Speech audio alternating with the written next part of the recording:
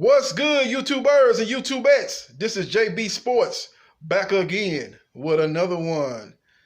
Rob Gronkowski is coming out of retirement.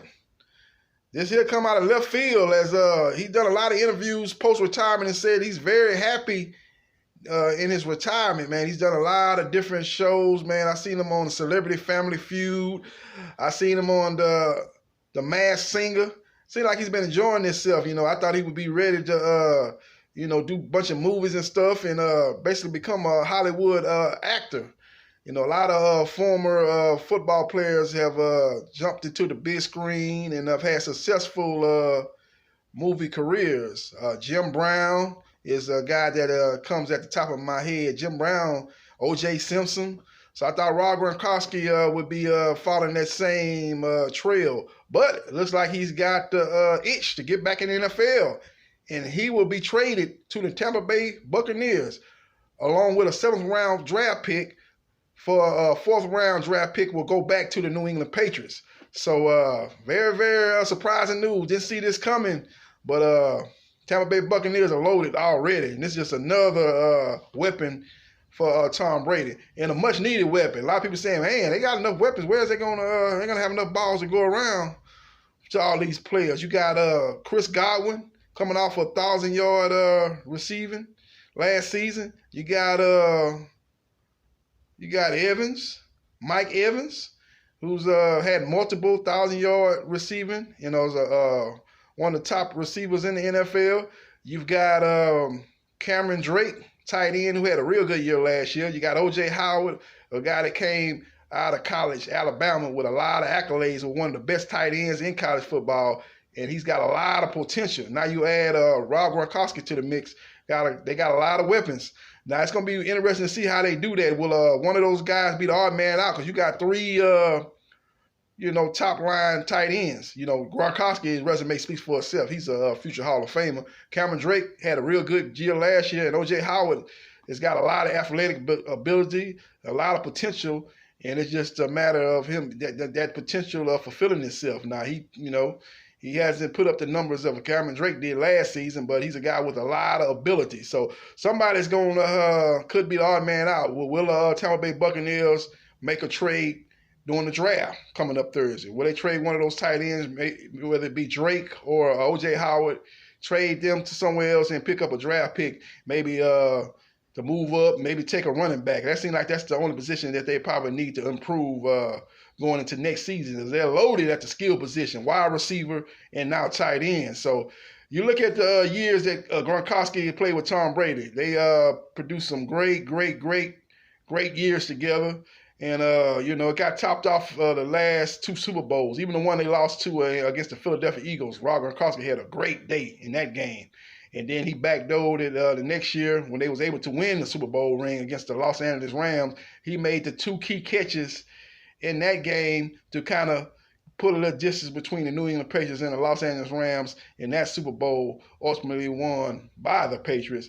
And the MVP was Julian Edelman. But the player of the game was the connection between Tom Brady and Rob Gronkowski. I think he caught the ball between 2 Los Angeles Rams defenders and put them in business inside the red zone. So the guy has made ultimately a lot of big plays for the Patriots. What separates Gronk is not just so much his size. He's just a big guy. He can run very, very well, but the guy's got great hands. Nobody talk about the hands he got. I think he's got the best hands of a tight end probably since Kellen Winslow. Kellen Winslow is probably the only one I can say is on his level as far as tight end wise that got the softest hands, man. That guy can catch anything. You put anything near him, he's going to catch it, man. That guy has great hands for a tight end, man. Like I say, the best hands that I ever seen at the tight end position outside of Kellen Winslow. So the guy's going to be able to go to the Tampa Bay Buccaneers and reunite with his quarterback, Tom Brady. Now, this makes another interesting point that I have to make. Did Rob Gronkowski retire from New England Patriots because, a lot of people speculate that the Patriots organization, man, you win and stuff like that. They hold you accountable. They want you to do your job, but you don't have a lot of time. You don't really have an opportunity to really be yourself there, playing under the New England Patriots organization. You got to basically do interviews and basically say very little. They don't really want you to show your personality. They just want you strictly business, strictly focused on football. And they've had a lot of success there. 9 Super Bowl trips, 6 Super Bowl championships. But it's Rob Gronkowski made a comment that he didn't. A lot of times he was playing with New England, and it wasn't a lot of fun times there. But basically business. It was nothing but a lot of business, nothing but business. Business and production. Not a lot of fun and kind of let your hair down type of activities going on in New England. And he said that's one of the reasons why. That's one of the reasons, not the main reason, but one of the several reasons why he ultimately stepped away from the game. And Tom Brady, ever since he's left the New England Patriots, people have been speculating about Tom Brady has been reinvigorated. He looks forward to playing under a coach that is is a little bit more personable, and he kind of, like I say, be able to let his hair down and maybe have a lot of fun. He say, I think the last 2 or 3 years hasn't been as fun for Tom Brady as it's been in the past. So this is the same thing that Tom Brady was saying, was the same thing that Rob Gronkowski is saying. They're looking to go to an organization where they can be more of themselves. They don't have to just be basically saying, basically being a sound bite in New England, not saying too much, and just basically don't want to, really let you know what's going on in your personal life. Just as everything's got to be football related. Anything outside of football, the Patriots have really no tolerance for. So, you don't really have a chance to show your personal side. But both of those guys will be able to show a little bit more of their personality, a little bit more of their personal side. And again, like I said, let their hair down in Tampa Bay. And I think that's one of the reasons why Rob Gronkowski came out of retirement, to play for organizations like Tampa Bay head coach Bruce Arians, a guy that's a player's coach, to play for him, and then to play with his good buddy Tom Brady, and have a chance to win another Super Bowl ring. So we'll see what happens, man. They're in a tough division with the New Orleans Saints. Drew Brees and Sean Payton has won a lot of games. Have won Super Bowl. They're gonna be tough to beat. Matt Ryan's a former MVP. They have a prolific offense. It seems like since the head coach has kind of delegated his authority, and he's let his coordinators run the show on offense and defense, and he just oversees the situations. It seemed like they started playing some good football in the second half of last season. You got the Carolina Panthers, who I'm a very big fan of their offensive coordinator and head coach, Rule, the head coach, and Matt Rule, the head coach, and offensive coordinator, Joe Brady. You see what he did at LSU as they put up prolific numbers en route to a national championship. So I think they're going to be very, very competitive. So it's going to be a real, real good division. Are going to be the best division in football coming up this season, man. And it's going to be very interesting, man. Just can't wait till the schedule come out May 9th. Can't wait to see what Tampa Bay does in the draft. Maybe they bring in a running back to complement the skill position players that they already have brought into the fold. And maybe get a little bit more improvement on defense, particularly in the secondary. They have a good front seven, but maybe get some improvement in secondary, maybe at safety or cornerback, improve the 0-2 position. And they could be tough to beat, man. But what this move does for Tampa Bay in the big picture, in the big scheme of things, is with this coronavirus, it's not going to be a lot of times for Tom Brady to work out with his players, his new teammates. So that could maybe possibly create a slow start for the Tampa Bay Buccaneers to start the season out. But when you got a guy like Tom, with a guy like Rob Gronkowski bringing into the fold, he's got instant chemistry with Tom Brady.